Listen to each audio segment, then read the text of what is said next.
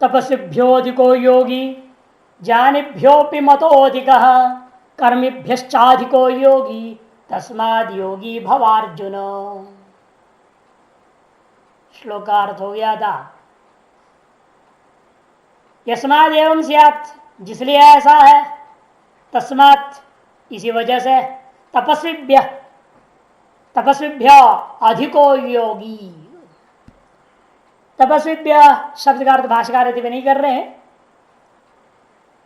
समझना पड़े। चांद्रायण आदि व्रत आदि को करने वाले, कठोर तप करने वाले लोगों की अपेक्षा से कृचित चांद्रायण आदि तप परायणेभ्य अपि अधिक माने उत्कृष्ट। अधिक शब्द का भी अर्थ भाष्यकार नहीं किए, अर्थ समझना उनसे भी उत्कृष्ट होता है। कौन? योगी। ये कर्मयोगी अथवा अव्यवितपुर में कहा हुआ ध्यान योगी। ज्ञानम मात्रा और ज्ञानियों से भी उत्कृष्ट होता है कहा दिया। ज्ञानिभ्योऽपि योगी उत्कृष्ट अधिका। अरे ऐसे कैसा होगा? तब कहते हैं कि भाई ज्ञान से यहां क्या लेना, वो समझो, अप्रोक्ष ब्रह्मानुभूति नहीं लेना। ज्ञानम मात्रा शास्त्रार्थ पांडित्यम तद्भ्योपि मतो ज्ञातो अधिक श्रेष्ठ। शास्त्रार्थ की पांडित्य लेना ज्ञान से, शास्त्रार्थ का अनुभूति नहीं है, शास्त्रार्थ का पांडित्य मात्र प्राप्त है। शब्दार्थ में परिपक्व व्यक्ति, जिसका स्वामी जी ने यहां जब आए तो क्या कहे थे? पंक्ति लगाना आता है, पंक्ति लगाना आता है, उसको कहते हैं ज्ञानी। ये तो हो चुका है। मधुसूदन का मनोनाश, मधुसूदन ले लिया था, भाष्य नहीं लिया, भाष्य नहीं लिया था। मूल बोल करके मधुसूदन ने क्या शब्दार्थ में अंतर कर रहे हैं मूल का, वो हमने ले लिया था। भाषानुसार व्याख्या का अर्थ करके मधुसूदन में गया। ज्ञान मात्र शस्त्र शास्त्र पांडित्यम तद्वद्भ्योपि मतो ज्ञातो अधिक। मता मने ज्ञाता, उससे भी श्रेष्ठ ऐसा ज्ञात है, समझो, निश्चय कर लेना इति। और कर्मेभ्यो अग्निहोत्रादि कर्म तद्वद्भ्यो अधिको योगी। कर्मी मने अग्निहोत्रादि कर्म, उनको करने वाले जो लोग होते बड़े निष्ठा रखते कर्मों में, ऐसे लोगों की अपेक्षा से भी यह योगी श्रेष्ठ समझो। विशिष्ट अधिक, एक बार अधिकाकार तो श्रेष्ठ कर दिए, या अधिकाकार तो विशिष्ट कर दे रहे हैं। पहले में अधिकाकार तो हमने उत्कृष्ट कह दिया। उत्कृष्ट कहो, श्रेष्ठ कहो, विशिष्ट कहो, एक ही चीज है। यस्मात्, जिसलिए ऐसा है, तस्मात् योगी भव अर्जुन। हे अर्जुन, तुम योगी बनो। एक सर्वेभ्यो योगी ये तो अधिको, जिसलिए कहने का मतलब कर्मी ज्ञानी तपस्वी सबसे श्रेष्ठ है ना, इसे तुम्हें योगी ही होना चाहिए। यहां भी हमने बताया दो पक्ष। कुछ लोग ध्यान योगी लेते हैं, जब वेदपुर में कहा योग भ्रष्ट के प्रसंग में आकर के, अतः पूरा प्रकरण षट का जो मुख्य उद्देश्य है निष्काम कर्म योग, तार निष्काम कर्म योगी बनो, ये उसका तात्पर्य। योगी नाम अपि सर्वेषां मद्गतेनांतरात्मना श्रद्धावान भजते यो माम समे युक्त तमो मतः। समे युक्त तमो मतः। अब अगला जो षटक है, उपासना षटक के लिए बीज बो दे रहे हैं। लेकिन अर्जुन यह प्रश्न बीज को प्राप्त करके प्रश्न नहीं करता है, वो क्यों? वो आगे विचार करे, प्रश्न नहीं डाला आगे उसने, लेकिन प्रश्न लाएगा बीज भगवान ने तो छोड़ दिया। सर्वेशाम योगी नाम अपि मद्गतेनांतरात्मना। योगी तो हो जाएंगे सभी, और सब प्रकार के योगियों में भी जो योगी केवल योग नहीं कर रहा, किंतु मद्गतेनांतरात्मना, केवल कर्म योग नहीं है, उपासना भी जोड़ रखा है, वह युक्त तम। मद्गतेनांतरात्मना जो महत्वपूर्ण शब्दावली है, जो अगले उपासना शब्द का बीज है, यही है मद्गतेनांतरात्मना।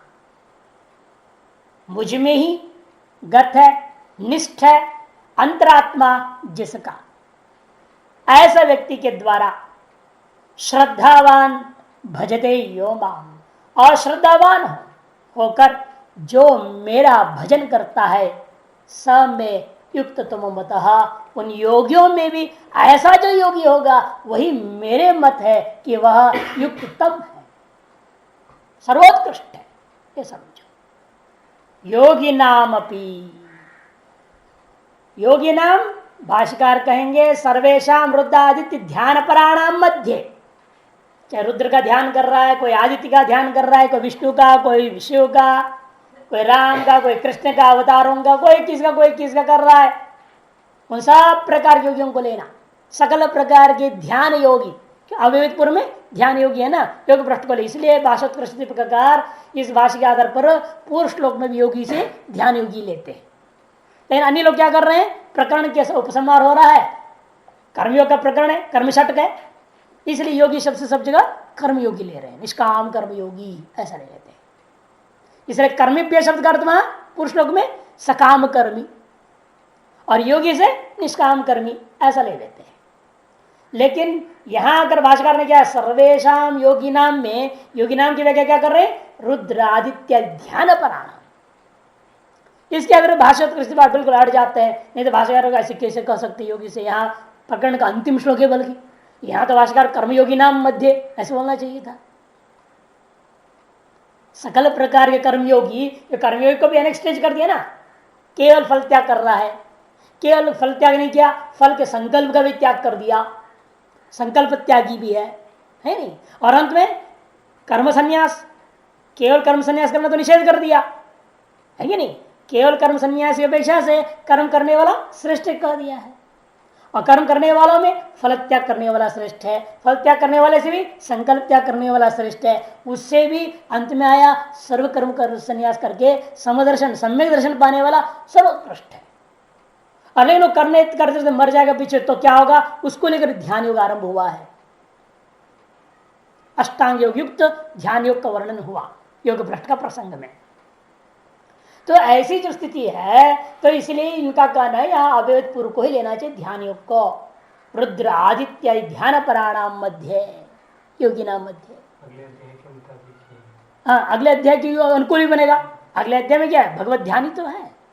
राष्ट्र उठा ना, ध्यान करने आपने कह दिया है, जब ध्यान करने कह दिया ध्यान योगी बनो, तो हम पूछेंगे ध्येय का स्वरूप क्या है जिसका मैं ध्यान करूं, और ध्येय स्वरूप करने के लिए उपासना षटकार बोल जाएगा। ध्येय कौन, ईश्वर है, वह ईश्वर स्वरूप का निर्णय करने के लिए उपासना षटकार बोल जाएगा। जैसे ध्यान योगी प्रसंग कोई दोष नहीं है, लेकिन तब उठता है फिर अर्जुन के लिए कैसे घटाओगे, है क्योंकि क्या तस्मात् योगी भव अर्जुन, वो तो ध्यान योगी अधिकारी नहीं है। तब वहां पर मनवे ऐसे करेंगे, वर्तमान युद्ध काले कर्मयोगी सन्नपि भविष्य ध्यान योगी भव, ऐसा अन्वय करना पड़ता है। ठीक है, युद्ध काल में तुम अब निष्काम कर्मयोगी बनो वर्तमान के अनुसार, किंतु लक्ष्य तुम्हारा क्या होना चाहिए, यानी कि जिंदगी भर निष्काम कर्मयोग में लगे रहोगे, लक्ष्य तुम्हारा ध्यान योग होना चाहिए। वह संकेत करने के लिए तस्मात् योग भव अर्जुन ऐसा अन्वय लोग करते हैं। इसी वजह से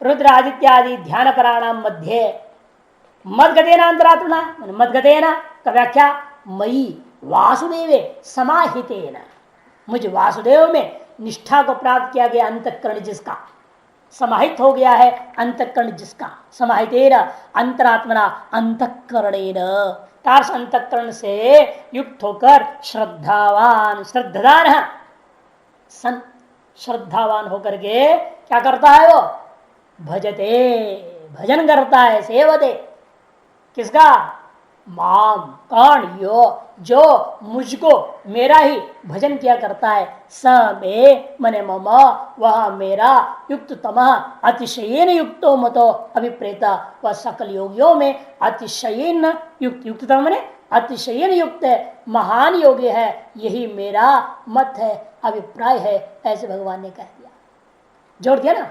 यो माम भजते मदगतेना अंतरात्मना, ये उपासना षट का। अब आपको सोचना पड़ जाएगा फिर ईश्वर का स्वरूप क्या है, क्योंकि अभी हमने पहले बोल चुका हूं अर्जुन को अभी भी ये नहीं है कि ये कृष्ण ईश्वर है, ईश्वर का अवतार है, ये नहीं है अभी तक। पहले क्या था, ये मेरा भाई है, मामा का लड़का है ये, उसके बाद में गुरु बनाया, गुरु बनाने के बाद अंत में सदगुरु मान लिया और अब भी वो ईश्वर नहीं मानता। आगे उपासना षटक में जब विराट रूप दर्शन हो जाएगा तब कहता है हो जगन निवासा सब बोलेगा, तब मानेगा आप ईश्वर है। अभी तक धर्मगत मोह, जो स्वधर्म का मोह हुआ है ना, वह गुरु का उपदेश से और सदगुरु का उपदेश से क्या हुआ, वह स्वधर्मगत मोह नष्ट हुआ केवल। अब निश्चय कर लिया है मुझे युद्ध करना ही पड़ेगा, इतना तो उसका निश्चय हो गया। लेकिन अभी ईश्वर मोह निवृत्त नहीं हुआ है और स्वरूपगत मोह तो दूर की बात है। तीन मोह है ना, स्वधर्म का मोह के लिए ही प्रथम षटक है, इच्छा अध्याय स्वधर्म मोह निवृत्ति के लिए, ईश्वर मोह निवृत्ति के लिए उपासना षटक है, स्वरूप मोह निवृत्ति के लिए ज्ञान षटक है। लेकिन प्रथम 6 अध्याय के बाद कभी वो नहीं कहा यहां पर मेरा मोह नष्ट हो गया, ऐसे नहीं कहता मेरा धर्मगत मोह नष्ट हो गया, ये नहीं कह रहा है। किंतु उपासना में कहेगा जरूर ईश्वर मोह नष्ट हो गया, वहां कहेगा, और अंत में कहेगा नष्ट हो स्वरूप मोह नष्ट जब होता है। लेकिन इस बीच में यहां बोलना चाहते एक श्लोक में उसको कम से कम मेरा आपके उस उपदेश में निर्णय हो गया है, मेरा जो स्वधर्म का मोह होता निवृत्त हो गया, मैं युद्ध करूंगा। लेकिन यहां वो नहीं कहेगा, इसलिए अंत में नहीं कहा, अंत तक नहीं कहता मैं युद्ध करूंगा।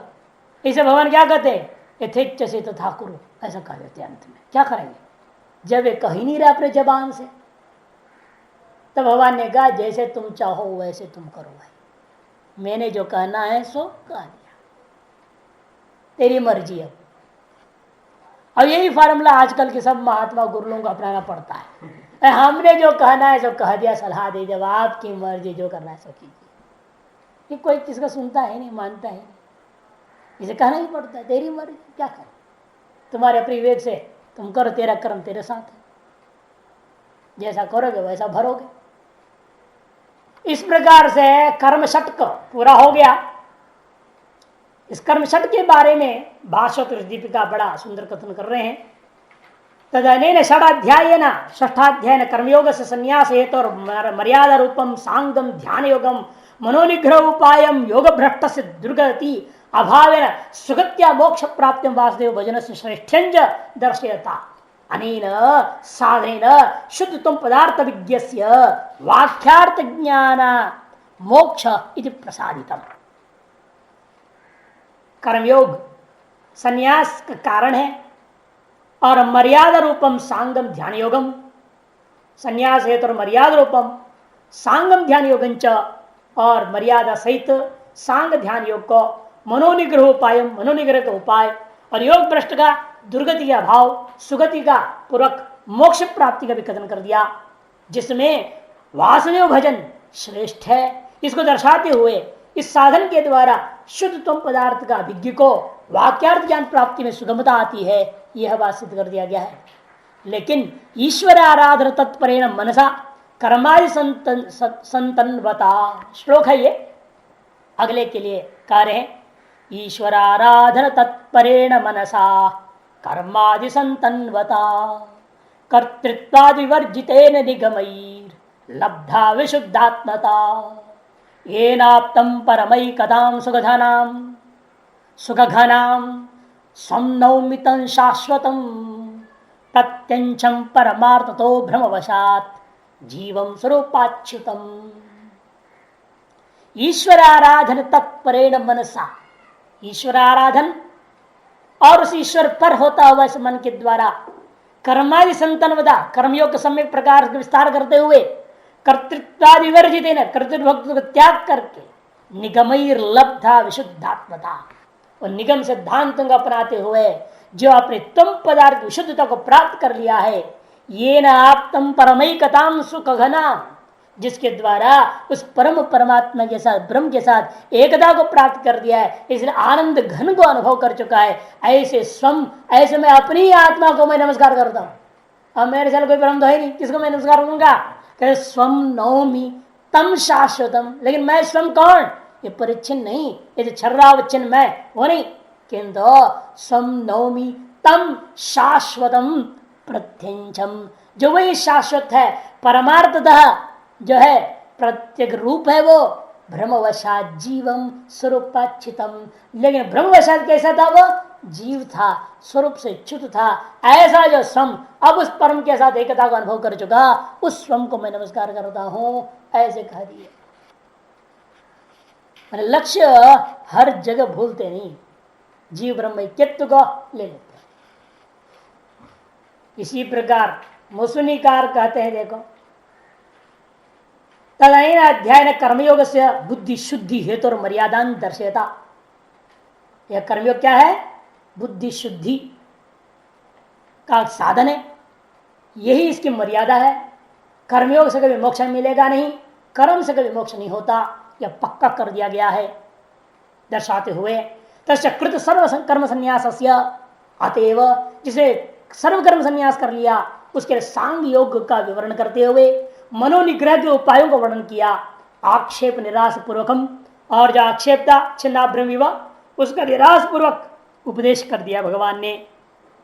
और योग भ्रष्ट से पुरुषार्थ शून्यता आशंकांच शिथिलयता, योग भ्रष्ट पुरुषार्थ शून्य हो जाएगा ऐसी आशंका को ढीला करते हुए कर्मकांडम तम पदार्थ निरूपण समापितम, कर्मकांड और तम पदार्थ निरूपण एक तरह से समाप्त हो गया।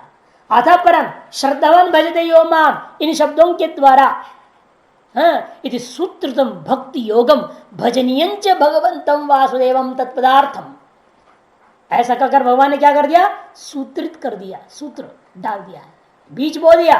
किस चीज का? भक्ति योग का, और भजनीय जो भगवान वासुदेव तत्पदार्थ उसका बीज बो दिया है। निरूपयी तुम, वो भी क्यों बोया? आगे निरूपण करना चाहते हैं, पूछो ना पूछो वो निरूपण जरूर करना है कि उसके बिना मोक्ष तो होना नहीं है। केवल तुम पदार्थ शुद्धि करने से जड़ समाधि लग जाएगी और कुछ नहीं होने वाला है। तत्पदार्थ का जानना जरूरी है और उसके साथ ऐक्यता असी पदार्थ भी जानना जरूरी है, तभी मोक्ष होएगा। इसे भगवान भले चेला चुप बैठ जाए तो भी गुरु का कर्तव्य है उसको तत्पदार्थ बोध कराना, क्योंकि गुरु मान रहा है ना, अभी ईश्वर तो माना नहीं है। ईश्वर इसलिए क्यों कृपा करेगा सीधा मोक्ष? नहीं, अभी तो करे तुम मुझे ईश्वर मानो तब तो मैं अनुग्रह करूं, तभी तो अनुग्रह होगा ईश्वर का। उससे पहले कैसे अनुग्रह कर देंगे? ईश्वर मानता ही नहीं, वो अनुग्रह कहां से मिलेगा? इसलिए गुरु का अपना कर्तव्य को निभा रहे हैं भगवान। चेड़ा मौन हो जाए तो भी गुरु का कर्तव्य है आगे के पदार्थ के लिए उसके जिज्ञासा जगानी चाहिए, पूछना चाहिए। ऐसे छांदोग्य प्रसंग में आता है, गुरुकुल से आ गया श्वेतकेतु, उसे पूछा क्या तुमने उस तत्व को जानते हो जिसको जानने को कुछ और नहीं जानना है, जो देखने को कुछ और नहीं देखना है, जो सुनने को उधर कुछ नहीं सुनना है। ये न श्रुतम श्रुतम भवती, न मदम मदम भवती, न विज्ञात विज्ञातम भवती। वो घबरा गया, ये क्या बात पूछ लिया पिताजी ने, मैं तो सुशांत जानता ही नहीं। तब कहीं न कहने तो वापस गुरुकुल चले जा, पढ़े आया ही नहीं तो ये जब असली चीज तो पढ़ना चाहिए वो पढ़ा नहीं तुमने। तो कह दियो गुरु लोग जानते होते तो जरूर पढ़ा दिए होते, इसे वो नहीं जानते हैं ऐसे भी नहीं कह सकता, लेकिन नहीं पढ़ा है इसका तो स्पष्ट नहीं होगा, इसलिए आप ही मुझको पढ़ाओ बोल दिया। तो बोले ठीक है, फिर पढ़ाया। ये होता है सच्चा गुरु, सच्चा पिता आदि का कर्तव्य। अनेक स्थल है ऐसे जनक और याज्ञवल्क्य के भी। जनक ने कहा जब सुन लिया बड़ा सुंदर उपदेश मिल गया तो तुरंत आप 1000 गाय 1 सांड और इतना स्वर्ण देता हूं। तो याज्ञवल्क्य क्या कहता है, हमारी पितृ परंपरा और गुरु परंपरा ऐसी है, बिना शिष्य को पूरा ज्ञान दिए दक्षिणा नहीं लिया जाता है, इसलिए मैं दक्षिणा नहीं लूंगा। तब वो कहता है अच्छा इसका तो कुछ और भी बाकी है इससे आगे? कहते हाँ है, फिर वो भी मुझे बताओ। चल बताएंगे। ऐसे करके कई बार होता है घटना, कई पर्याय में। ये नारद जी के मामले में भी बार बार पूछते, नारद जी बल्कि खुद पूछते इससे अधिक कुछ है क्या? अस्थि वा भूयो, अस्थि कहते वो भी हमें बताओ। एक गुरु शिष्य के संवाद में तरीका है, शिष्य मौन भी हो जाए, गुरु का कर्तव्य कुछ ऐसी बात कहकर उसका जिज्ञासा पैदा करे ताकि और प्रश्न पूछ। तुम पदार्थ की शुद्धि के साथ साथ वो अंत जो कर्मयोग के महत्व को जब सुना उसने और कहा तस्माद की भवार जो ने कह दिए, इसका दिमाग में वो चकाचौंध हो गया। कर्मयोग की चमत्कार को सुन करके चमत्कृत बुद्धि वाला होने से मौन हो गया। इन भगवान ने दे गए तो काम तो बिगड़ गया। इस संबोधन भी देंगे, हे पार्थ, जैसे औरत चक्कर में आ जाती है वैसे तेरी बुद्धि भी चक्कर में आ गया है। सिल्क साड़ी हाउस, सिल्क के साड़ियों की दुकान में औरत चली जाए है, और वो हजारों लाइटों के बीच में 10 साड़ियां फेंक देता है, और सारी डुप्लीकेट साड़ी भी अच्छी दिखती है तो वो धोखा में पड़ जाती है। और चमत्कार चमत्कृत बुद्धि वाली होकर किसको खरीदूं, उसकी अकल काम ही नहीं करता है। ऐसे ही अब अर्जुन की बुद्धि हो चुका है, मैं क्या करूं, आगे प्रश्न भी नहीं उग रहा है और मौन हो जा रहा है। ये संबोधन से स्पष्ट कर रहा है, मैया आसक्त मना पार्थ। अगले श्लोक में प्रथम 7वां अध्याय प्रथम श्लोक। इसलिए यहां पर कह दिया इन्होंने कि तत्पदार्थ के लिए बीज तो बोल दिया है, श्रद्धावान सन माम भजते स मे मम युक्त तमो अतिशयन युक्त श्लाघ्यो मतो अभिप्रेत तस्माद मद भक्तो भव इति भाव। ये देखो, इसे योगी भव इतना ही नहीं, अंतिम श्लोक में कह दिया योगी भव मद भक्तश्च भव इति, ये भाव थी। लेकिन वो योगी भव में फंसा हुआ है गाड़ी, उसकी खोपड़ी, मद भक्त भव को ग्रहण नहीं कर पाया। इसलिए मैं आपका भक्त कैसे बनूं, ये प्रश्न ही उठ रहा है, क्योंकि उसके मन में एक और भी है, ये ईश्वर है क्या, मैं इसका भक्त क्यों बनूं, मैं इसका भक्त क्यों बनूं, ये तो मामा का लड़का है, मामा का भक्त, लड़के को भक्त थोड़ा बनता है कोई, बुआ का लड़का बनते हैं नहीं। प्रेम होता है, मित्रता रहेगी, सब रहेगी, लेकिन कोई ईश्वर थोड़ी मानेगा। और एक तरह साला भी बनता है ये तो, है ना, और साले को कौन ईश्वर मानेगा, भगवान थोड़ी, मैं गुरु भी मान ले भले साले को, लेकिन ईश्वर तो कोई नहीं मानता। इसीलिए मत भक्तो भवा उसके दिमाग में घुसी ही नहीं बात, वो फिट घुसाएगा, मानता ही नहीं इस चीज को। अब उसको मनाना पड़ेगा, नहीं उसको ध्यान दिलाना पड़ेगा इस ईश्वर तत्व के बारे में। तुम जिसको कृष्ण करके मामा का लड़का समझ रहा है, वर्तमान में गुरु और सदगुरु मान रहा है, ये इतना ही नहीं, ये वास्तव में वह ईश्वरी है। और ईश्वर तत्व का बोध करा करके ईश्वर से मोह दूर करेंगे, तभी तत्पदार्थ का वास्तविकता मालूम होगा। और इसे ये भी ज्ञापन करेंगे, जो लोग ईश्वर किसको मानते हैं, राम को, कृष्ण को, कहते नहीं वो अवतार है, अंश है, ये भी नहीं, वो भी अधूरा, परिपूर्ण ईश्वर का कोई स्वरूप ही नहीं है, कोई आकार ही नहीं है। ईश्वर के दर्शन कराया तो क्या हुआ, विराट रूप का दर्शन, ईश्वर का दर्शन, अनंत रूप का दर्शन, समस्त ब्रह्मांड ही उसका शरीर है, उस ईश्वर का शरीर। यदि ईश्वर कोई अन्य विशिष्ट शरीर ही नहीं होता रामकृष्ण आदि का, यथार्थ ईश्वर स्वरूप का, तत्पदार्थ यथार्थ स्वरूप का वर्णन करने के लिए बीज यहां बो दिया है। और तादृश यथार्थ ईश्वर का ही तुम्हें भक्त बनना है। ये जो परिच्छिन्न अवतार आदियों को पकड़ के बनोगे तो नहीं बनेगा, या इसके माध्यम से उसी तत्व का चिंतन करो, तत्पदार्थ वास्तविक स्वरूप का चिंतन करो, इनके माध्यम से तो भी कार्य सिद्ध हो सकती है। इसके लिए इन्होंने इस प्रकार से कह दिया, जिसको जो है वहां पर आया कि पहले 6 अध्यायों में क्या है हमने आपको दिया है गीतार्थ संग्रह में। ज्ञान कर्मात्मिक निष्ठे योग लक्ष्य सुसंस्कृते आत्मानुभूति सिद्ध्यर्थे पूर्व षटके न चोदिते। दूसरे नंबर श्लोक में ज्ञान और कर्मात्मिक 2 निष्ठाएं, योग के अंदर लक्ष्य दोनों के दोनों सुसंस्कृत आत्मानुभूति सिद्ध्यर्थे, आत्मानुभूति की सिद्धि के लिए आवश्यक ज्ञान कर्म रूपी निष्ठा द्वय का व्याख्या कर दिया गया है। उनमें से 6ठे अध्याय में क्या कहा, 10वें श्लोक, योगाभ्यास विधिर योगी चतुर्था योग साधनम योग सिद्धि स्वयोगस्य पारम्यम षष्ठ उच्यते। 6ठे अध्याय में योगाभ्यास की विधि, योगी की 4 प्रकार, योग साधन, योग सिद्धि, स्वयोग की परम श्रेष्ठता का वर्णन कर दिया गया है। और अब 7वें अध्याय में क्या बोलने जा रहे हैं, अथवा पहले 7 से 12 पूरे का उपासना षटक में क्या कहने जा रहे, 3रे श्लोक में मध्य में भगवत तत्व यातात्म्यवाप्ति सिद्धये ज्ञान कर्माभिनिर्वर्त्यो भक्ति योग प्रकीर्तितः। मध्यम षटक में भगवत तत्व की यथार्थ स्वरूप की प्राप्ति की सिद्धि के लिए याथात्म्य अवाप्ति सिद्ध है। ज्ञान कर्म के द्वारा निर्वर्त्य, ज्ञान कर्म के द्वारा साध्य जो स्वरूप है, चिंतनीय भजनीय विचारणीय जो स्वरूप है, उसके लिए भक्ति योग प्रकृतिता, भक्ति योग, उपासना योग, उपासना षट यहाँ कहा गया है। और उसमें से भी 7 से 12 में से 7वें में क्या है? स्वयाथात्म्यम प्रकृत्यास्य तिरोधि शरणागति भक्त वेद प्रबुद्धस्य श्रेष्ठ्यम सप्तम उच्यते। स्वयाथात्म्यम, ईश्वर के यथार्थ स्वरूप पहले कह दिया है। प्रकृत्यास्य तिरोधि, लेकिन उस यथार्थ स्वरूप सबको क्यों अनुभव में आ रहा है? कहते प्रकृति के द्वारा तिरोधान हो गया है, तिरोहित हो गया है। और तिरोहित हुआ उस ईश्वर का दर्शन करने के लिए प्रकृति कैसे हटाएंगे आप? शरणागति ही, ईश्वर की शरणागत होना पड़ेगा। ईश्वर की भक्ति, ईश्वर की उपासना, अनन्या चिंतो माम, अनन्य भक्ति आदि वर्णन करेंगे। भक्त भेद 4 प्रकार तो अर्थार्थ इत्यादि कहेंगे। और उनमें से प्रबुद्ध ज्ञानी तो आत्मयमेवतम श्रेष्ठ्यम सप्तम उच्यते, 7वें अध्याय में इन बातों को कहा जाएगा।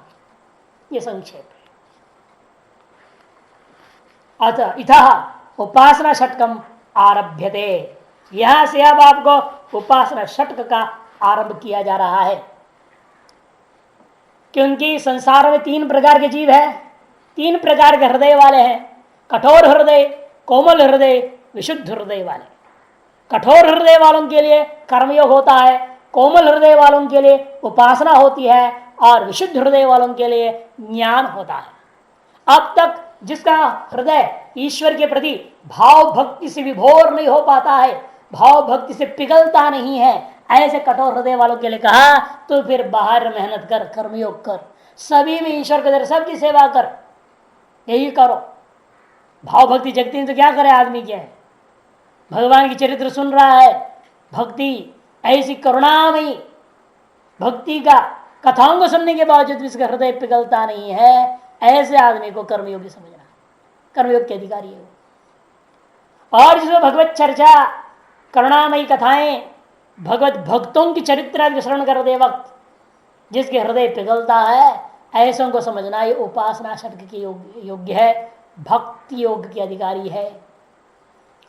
और जो कठोर हृदय न कोमल हृदय, विशुद्ध हृदय होने के नाते इन सब से उदासीन होकर के तत्व चिंतन कर समर्थ है, ऐसा शुद्ध अंतकरण वाला जो साधन चतुर्थ संपन्न व्यक्ति है, वह ज्ञान योग के अधिकारी है, जो अंतिम षट के अधिकारी हुआ करता है। ये सारी बातें भागवत में बड़ा विस्तार रूप में समझाया जाएगा। भागवत में आता है सारी बात विस्तार रूप में, हर स्कंद में विचार किया गया है। इसलिए यहां पर समझो कि यह गुरु रूपा है। अभी ईश्वर यहां गुरु रूपेण ही विद्यमान होने के नाते भले शिष्य प्रश्न नहीं किया, किंतु वह गुरु होने के नाते स्वयं ही भगवान सप्तम अध्याय को आरंभ कर रहे। श्री भगवान वाच, या प्रश्न क्या होना चाहिए था? किं तदीश्वर रूपम कथंच भजनीयम, भजन कैसा करना चाहिए और ईश्वर का क्या स्वरूप है, यह प्रश्न होना चाहिए।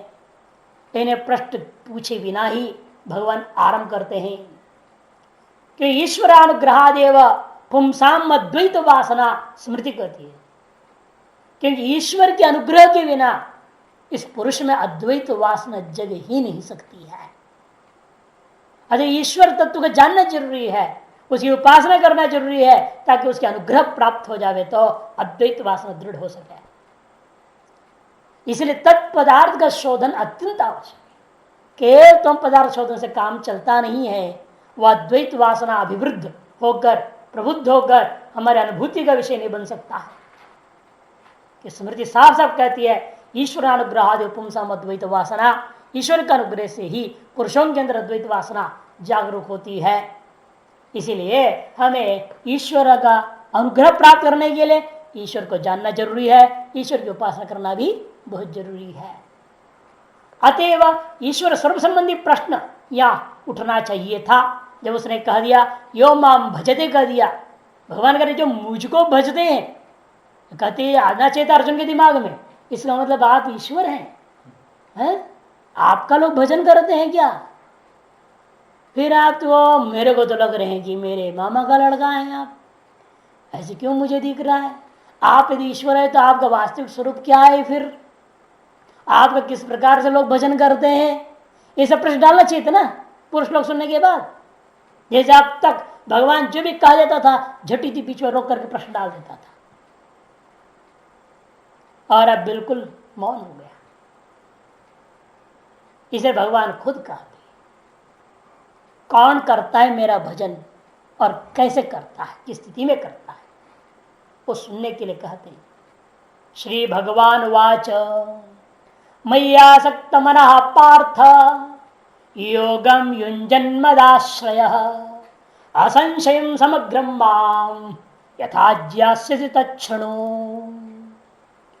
मय्यासक्त मनः पार्थ, हे पार्थ, संबोधन देखो जानबूझ के स्त्री संबंधी है। हे पार्थ, प्रथाया आपत्तिमिति पार्थ, कुंती पुत्र हो। जैसे कुंती किसी दुकान में जाकर चक्र पड़ जाए, चमत्कृत होकर बुद्धि स्तब्ध हो जाए, वैसे तेरी बुद्धि भी अब कर्मयोग की और ध्यान योग की महिमा सुनकर स्तब्ध हो चुका है। इसे तू नहीं भी पूछ रहा है तो मैं तेरे को उद्बोधन करता हूं, यह संकेत कर दे रहे हैं पार्थ के द्वारा। मय्यासक्त मनाः मदाश्रय योगम युञ्जन् मां असंशयं समग्रम यथा ज्ञास्यसि तच्छृणु। कहते हैं हे पार्थ, जो व्यक्ति मुझे मने आगे मैं कहूंगा मेरा असली रूप क्या है, आगे तुमको मेरे अपना स्वरूप का वर्णन करूंगा, विभूतियों के माध्यम से प्रकट करूंगा मेरा असली स्वरूप क्या है। उस स्वरूप में मई मने वक्षमाण विशेषणों वाला उस स्वरूप में, उस परमेश्वर मेरा असली जो परमेश्वर स्वरूप में ही है आसक्त मन जिसका, ऐसा जो व्यक्ति होता है मैं आसक्त मनाहा। और कैसा है वो? मदाश्रय, मैं ही आश्रय हूं उसके लिए और अन्य को आश्रित नहीं करता। वो अन्य साधनों को आश्रित न करता, मुझ में ही मुझको ही आश्रय मानता है जो व्यक्ति, वह योगम युञ्जन, योग का अनुष्ठान करते हुए, योग से तात्पर्य समाधान, मन को समाहित, युञ्जन मैंने करते हुए व्यक्ति जिस प्रकार मुझको संशय रहित होकर पूर्ण रूप में जानता है, तत्क्षणो वह तुम सुनो। ये भगवान ने कह दिया साफ साफ। देखो मुस्लिकार अपना अवतरण का श्लोक में दे रहे हैं, यद भक्तिम न विना मुक्तिर यह सेव्य सर्वयोगिनाम तम वंदे परमानंद घनम श्री नंद नंदनम। परमानंद घनम श्री नंद नंदनम तम वंदे, जो परमानंद घन है नंद बाबा का नंदन श्री कृष्ण, वह क्या है? वह वास्तव में कोई बालक नहीं, कोई शरीर वाला नहीं, वह परमानंद घन है। उसको मैं नमस्कार करता हूं, जो कि सर्वयोगी नाम सेव्य, जो कैसा है? सर्वयोगियों का सेव्य है, जिसकी भक्ति के बिना मुक्ति भी नहीं हो सकती है। ऐसे परमात्मा को मैं नमस्कार करता हूं। ऐसे साफ साफ कह दिया, वह ईश्वर तत्व का असली स्वरूप क्या है? परमानंद स्वरूप ही है। ज्ञानम आनंदम ब्रह्म कहेंगे, सत्यम ज्ञानम ब्रह्म, जो तैत्रीय आदि उपनिषद में कहा हुआ, उसको अगले श्लोक में ज्ञान विज्ञानम से शुरू करेंगे भगवान। इसलिए यतो जातम येन स्थितम इदम अशेषम प्रविलयम प्रयात्याद्ये यस्मिन् श्रुति विरुदिते जंतव इमे भवत्येकं ब्रह्म अमलम अमृतम आराध्य यमहं शिवं रासं कृष्णं तम अजम अजरम नौम्य अखिलगम। ये भी भाषा दृष्टि का उसी प्रकार से तो वायुमानी भूतानि जातानि न जातानि जीवंती इत्यादि मंत्र लिखा है। यतो जातम इमे जंतवः, ये सारे जंतु जिससे उत्पन्न हुए हैं, ये न स्थितम इदम अशेषम, जिसमें सारा का सारा शेष संपूर्ण चीजें स्थित है। प्रविलयम प्रयाति, और प्रविलय को प्राप्त होते हैं जिसमें, ऐसे यस्मिन श्रुति विरुदिते आद्य, वह आद्य पुरुष जिसमें के विषय में श्रुतियां भी सम्यक कथन की हुई है, ऐसा एकम ब्रह्म अमलम अमृतम, जो कैसा है वो एकम भवति, वह एक है, वह अमल है, वह अमृत है, वह ब्रह्म है, जिसकी आराध्य उसकी आराधना करके उसको यम अहम शिवम रामम कृष्णम, लड़ाई झगड़ा खत्म। वो कौन है? वो वही शिव है, वही राम है, वही कृष्ण है। ये तीन तो लड़ रहे हैं ना आजकल, शैव राम भक्त कृष्ण भक्त, यही लड़ाई करते हैं आपस में। वही शिव है, वही राम, वही कृष्ण है। तम अजम अजरम अखिलगम नवमी, वही अजय है, अजर है, अमर है, अखिल में विराजमान है, ऐसे उस ब्रह्म को मैं नमस्कार करता हूं, जिस उपासना षट्क का ध्येय रूपेण कथित ब्रह्म है। सभी का एक ही तरीके बात कह रहे, तुम पदार्थ निरूपण करके तत्पदार्थ निरूपण करने के लिए पूर्व अध्याय के अंत में जो बीज बोया गया था वह पृष्ठ बीज को लेकर कहा जा रहा। भाष्यकार भी कहते देखिए, योगी नाम अपनी सर्वेशा मद्गतेनांतरात्मना श्रद्धावान भजते यो माम समयुक्त तमो मतः इति प्रश्न बीज उपन्यास्य। यद्यपि प्रश्न का बीज को उपन्यास कर दिए थे भगवान, लेकिन अर्जुन जो चमत्कृत बुद्धि वाला हो गया है चमत्कार से, वह पूछा नहीं, मौनी बाबा बन गया है। हाँ। अब क्या करें? वो नहीं पूछे तो स्वयं ईदृशम मदयम तत्व एवं मद्गतांतरात्मना स्यात् इत्येतद् विवक्षो भगवान वाच। तब क्या करें? अब चेड़ा चुप बैठा है तो ईश्वर ने स्वयं ही भगवान ने देखा, ऐसे तो काम चलेगा नहीं, अधूरा ज्ञान है, तो पूरा ज्ञान देना जरूरी है। तो स्वयं कहा ईदृशम मदीयम तत्व, अरे तुम जिसको आजकल गुरु सदगुरु समझ रहा है, ये गुरु सदगुरु क्या है? तुम जो रोज गाया करता है ना केवल आरती उतारने में, है वो वही है। गुरु ब्रह्मा गुरु विष्णु गुरुदेवो महेश्वरा, जो तुम कहते हो वो वास्तविक स्वरूप है, वही मेरा तत्व है। मदीयम तत्व ईदृशम, मेरा वास्तविक स्वरूप इस प्रकार का है। एवं ऐसा जान करके मद्गतांतरात्मा स्यात्, मेज में ही अंतःकरण को स्थित कर देता है, निष्ठित कर देता है, स्थापित कर देता है, जो वही सदगति को प्राप्त करता है। इत्यादि वक्ष हो, इस बात को कथन करने की इच्छा से भगवान वाच मयि थी,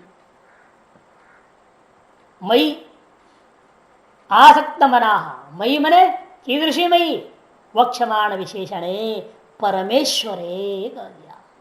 ये नहीं कि वसुदेव नंदन नंदनंदन ऐसे साधारण पुत्र नहीं लेना।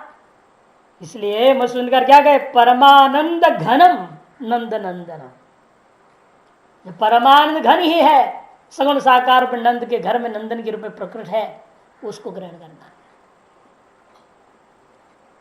है। ऐसा जो वक्षमाण विशेषणों से कहे जाने वाला वह परमेश्वर में ही आसक्त मनो यस्य इति मयि आसक्त मनाः, आसक्त है मन जिसका, स मयि आसक्त मना हे पार्थ।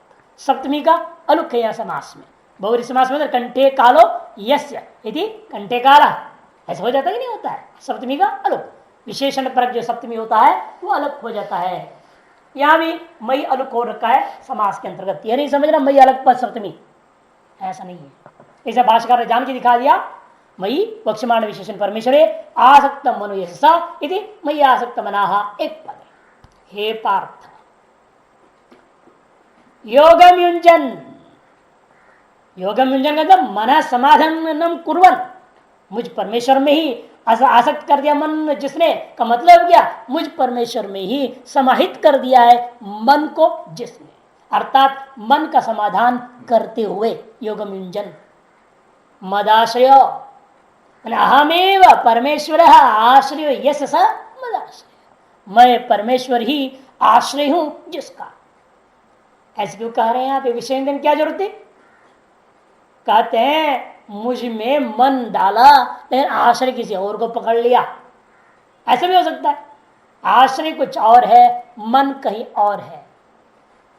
यही तो भोजराज की कहानी है ना। राजा आश्रय है रानी का, रानी आश्रित है राजा का, लेकिन रानी का मन मंत्री में है ना। मंत्री में आसक्त मन है, यानी राजाश्रित है। ऐसे आप भी ये भगवान में मन लगा दिया और अपना लेकिन आश्रय शरण किसी और को पकड़ रखे हो तो भी काम चलेगा नहीं। जिससे मन लगाए हो, भक्ति कर रहे हो, उसी को परम आश्रय माननी चाहिए, उससे बढ़कर मेरा कोई नहीं। इन अधिकतर लोगों की समस्या क्या है? साधनों को आश्रय मान रहे हैं और साध्य में मन लगा देते हैं। वो नहीं, साध्य ही आश्रय है, साध्य ही हमारा भक्ति का ध्येय है, भजनीय है, सब कुछ। इस आगे पंक्ति समझा रहे भाषाकार, यो ही कश्चित पुरुषार्थेन केनचित अर्थी भवति स तत् साधनम कर्म अग्निहोत्रादि तपो दानम व किंचित आश्रय प्रतिपद्यते। आगे ना, क्योंकि संसार में क्या है, कोई पुरुषार्थ के द्वारा किसी न किसी साधन से कोई न कोई प्रयोजन को सिद्ध करना चाहता है। यो ही कश्चित केनचित पुरुषार्थेन अर्थी भवति, कोई व्यक्ति किसी पुरुषार्थ के द्वारा, मैंने धर्म अर्थ काम मोक्ष छोड़ दो, कौन सी पुरुषार्थ लेंगे हम यहाँ? धर्म अर्थ काम रूपी पुरुषार्थ, धर्म रूपी पुरुषार्थ हो। इसे केनचित को एक लेना है, केनचित पुरुषार्थ है न, कह दिया ना। केनचित पुरुषार्थ मतलब धर्म रूपी पुरुषार्थ है न वा, अर्थ रूपी पुरुषार्थ है न वा, काम रूपी पुरुषार्थ है न वा, अर्थी भवति, अर्थी हो जाता है जो सा, वह व्यक्ति क्या करता है? तत्साधन कर्म, उस पुरुषार्थ धर्म अर्थ और काम का साधनभूत जो कर्म है, अग्निहोत्र आदि, तप है अथवा दान है, किंचित आश्रय, ऐसा किसी न किसी चीज को आश्रय रूपेण प्रतिपद्यते, जानता और स्वीकार करता, तनिष्ठ हो जाता है। अयंत योगी, ये योगी क्या समझता है? मेरा तो पुरुषार्थ कौन सा है? परम पुरुषार्थ है, मोक्ष है। और उस परम पुरुषार्थ का साधन कौन है? साधन क्या है? परम पुरुषार्थ का, मोक्ष का ज्ञान है। और ज्ञान क्या है? वो परमेश्वरी है, अलग कुछ नहीं। इसीलिए अयंत योगी मामेव आश्रय प्रतिपदित है हित अन्य साधनांतरम। इसलिए यह योगी क्या करता है? मुझको ही आश्रय करके स्वीकार करता है, अन्य सकल साधनांतरों को त्याग देता है। ऐसे को यह कह रहे हैं, मैं ये वासक्त मना भवती और मैं मदाश्रय भवती, मन भी मुझ में उड़ेल दिया और मेरे से अन्य साधन को स्वीकार भी नहीं करता। ज्ञान ही साधन है मोक्ष का और ज्ञान ही परमेश्वर है, अलग कुछ नहीं है। अतः ज्ञान रूपी है ईश्वर, ज्ञान रूपी जो परमात्मा सच्चिदानंद ब्रह्म है, सत्यम आनंदम ब्रह्म है, विज्ञानम आनंदम ब्रह्म है, जो श्रुतियों ने जो कहा है, आत्मर्थ इत्यादि श्रुतियों से जो कहा, उसी को परमेश्वर मानता है। वही आश्रय है, वही साधन है, वही सब कुछ। इसे कटो यमेव येष वृणुते आत्मना आत्मानम, आत्मा आत्मानम आत्मना आत्मनि एवं विन्दते। इसलिए कहा जाता है, अलग कोई साधन कहां से ढूंढेंगे? ये शुद्ध अंतःकरण जिसमें चेतन प्रतिबिंब हो रहा है, वो साधन बन जाता है। उसी शुद्ध अंतःकरण के द्वारा उस शुद्ध आत्मा को स्व अभिन्न रूपेण अपने ही में साक्षी में अनुभव करता है। यस तम एवं भूता, जो तुम इस प्रकार के होकर एवं भूता सन, भाष्यकार यहां बीच में ले रहे हैं अर्जुन को, यस तुम, जो तुम इस प्रकार पूर्वक कर्मयोग अनुष्ठान के द्वारा अंतर्गुण शुद्ध वाला होकर सन, असंशयम समग्रम, असंशय ने आगे कहेंगे असंशय का, पहले समग्रम की व्याख्या, समस्तम विभूति बल शक्ति ऐश्वर्यादि गुण संपन्नम माम, संशय रहित होकर मेरा जो समस्त रूप है, अब जो तुम देख रहे हो मेरा किंचित रूप है, ये मेरे इस किंचित रूप में मत टिको। मेरा समग्र रूप क्या है? मेरी सारी विभूति, मेरा बल, मेरा शक्ति, मेरा ऐश्वर्य, मेरा ज्ञान, मेरा सारी चीजों को ग्रहण कर लो। समग्र ऐश्वर्य इतने श्लोक में जो कहा हुआ है, षट भग, और षट भगों वाला होने से मेरे को लोग भगवान कहते हैं। उन षट भगों को लेना, विभूति, बल, शक्ति, ऐश्वर्य आदि से ज्ञान रूपी गुण से संपन्न माम यथा येन प्रकारेण जासति, जिस प्रकार तुम जान सकोगे, संशय मंत्रेण, देखो असंशय की व्याख्या करो ना भैया, संशय मंत्रेण, संशय के बिना, एवं एव इति, ऐसा ही है, आप तो तेरे को संशय है ना, ये ईश्वर है या नहीं है पता नहीं, ऐसे ऐसे तो लीला तो कर दिया, लगता है ईश्वर तो है ये। लेकिन कभी कभी ऐसा भी झूठ छल कपट भी कर दिया, लगता है कि ये बड़ा छलिया है आदमी है। और कभी कैसा व्यवहार, उससे तो लगता नहीं ये ईश्वर है। अभी तो संशयग्रस्त हो।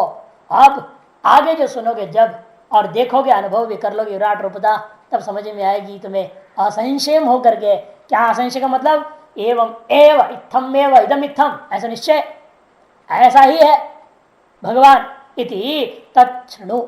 वह जिस प्रकार तुम जान सकोगे इस प्रकार से, तद उसको तुम सुनो उच्चमानम मया, मेरे द्वारा कहे जाने पर तुम उसे अच्छी तरह से सुन के जान लो। अब कहेंगे अब क्या है वह स्वरूप?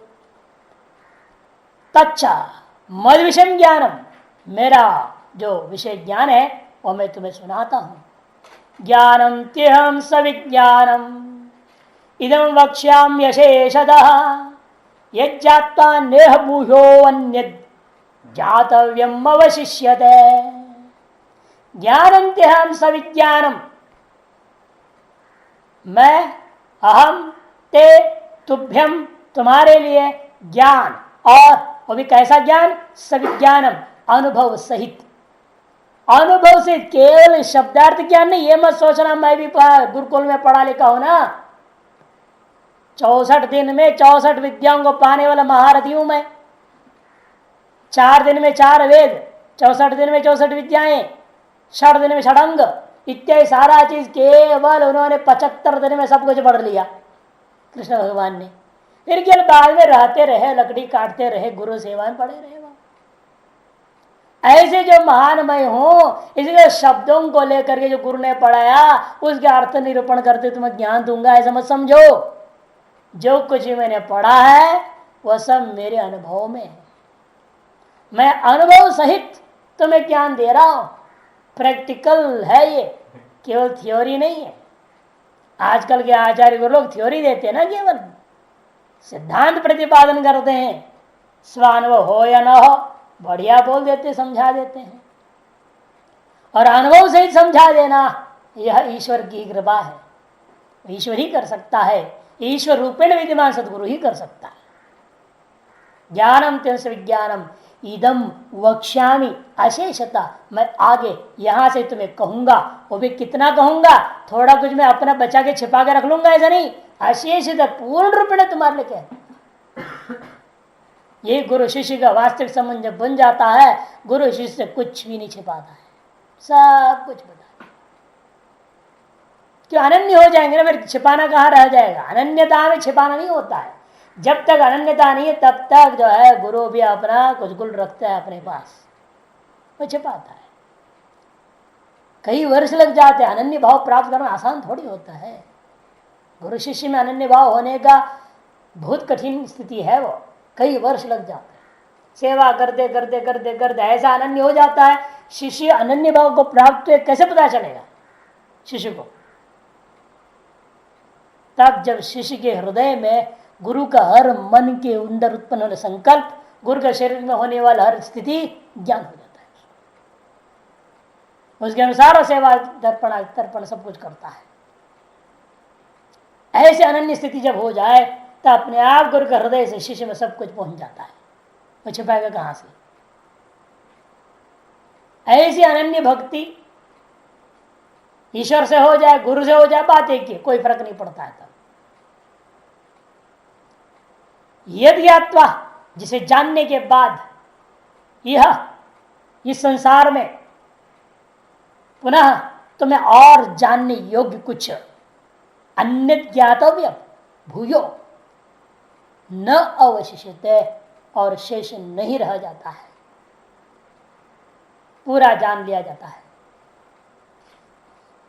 ज्ञानम शुद्ध प्रज्ञान घनम ब्रह्म सत्यम ज्ञानमनंदम ब्रह्म जो कहा गया वह ज्ञान लेना। विज्ञानम विज्ञानमानंद ब्रह्म श्रुति में जो बृहदारण्यक उपनिषद सत्यम ज्ञानमनंदम ब्रह्म तैत्तिरीयोपनिषद 2:1 का है, विज्ञानमानंदम ब्रह्म बृहदारण्यक 3:28 का है। इनमें जो कहा उन्हीं को लेना है। यहाँ अनुभव रूपा ब्रह्म है, अनुभूति आनंदानुभूति स्वरूप ब्रह्म है। विज्ञानमानंद ब्रह्म क्या है? आनंदानुभूति स्वरूप ब्रह्म है। असत्यम ज्ञानंदम ब्रह्म माने ज्ञानात्मक ब्रह्म है, माने विशुद्ध प्रज्ञान घन है। ऐसा ज्ञान और आनंदानुभूति सहित उस ब्रह्म, जैसे आनंद कंद भगवान की जय हो बोलते हैं ना लोग, आनंद कंद भगवान का अनुभव है, आनंदानुभूति संपन्न भगवान।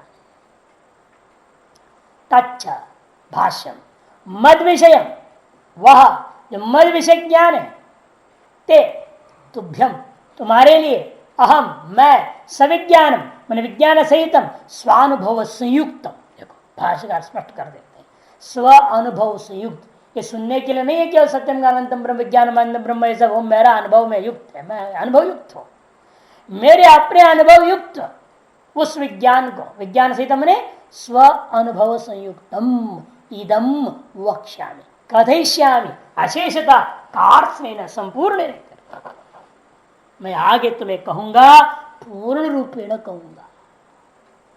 तद ज्ञानम विवक्षितम स्तौति। अब ज्ञान जो विवक्षित है उसकी स्तुति कर रहे। क्यों स्तुति कर रहे? आपके मन को एकाग्र करके आकृष्ट करने के लिए।